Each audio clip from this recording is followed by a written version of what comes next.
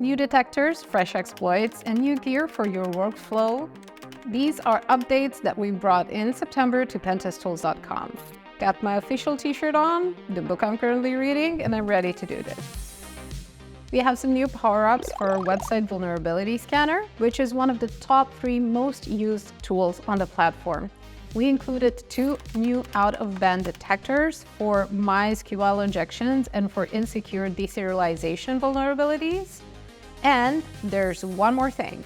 There's a new detection mechanism for MongoDB injections. You'll see us focus on out-of-band detectors because they're able to find vulnerabilities that don't appear in response pages.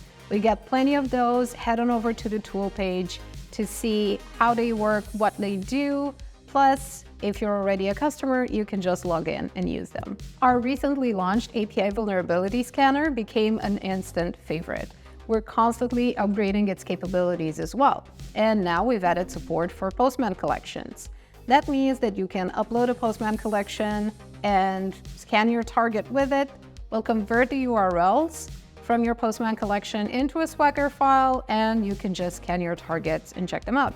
One of the other things that we did is that our vulnerability research team developed detection and exploitation for 6 new CVEs that we've added into our database. You can find all of the CVEs you can detect and exploit with Pentest-Tools.com in our vulnerabilities and exploits database, which gets constantly updated. And you can also use it to keep an eye on, new vulnerabilities that pop up. All of these are critical. They have over 9.8 in CVEs v3 scores. The issues range from vulnerabilities in Adobe products, Citrix products, and CloudPanel. From this batch of updates, you can detect all 6 of them with the network vulnerability scanner, and you can also exploit and get proof of exploitation for your reports with Sniper Auto Exploiter.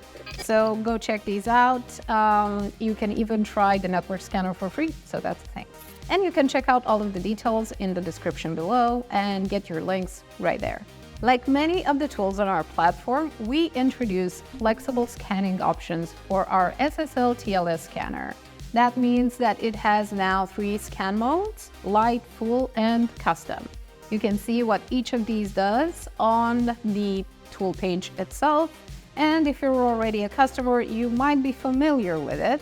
So you're just going to get more flexibility in terms of which ports you want to scan and which misconfigurations and issues you can discover.